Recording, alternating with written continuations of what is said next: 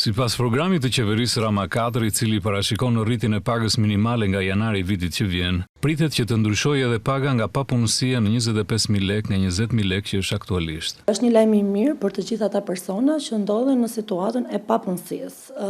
Është një ndihmë ujore në vlerën e 50% të pagës minimale në nivel vendi, që sot është 200.000 lekë të vjetra dhe pas 1 janarit të 2026 bëhet 250.000 lekë të vjetra. Por cilat janë kriteret dhe kush e përfiton këtë pagë?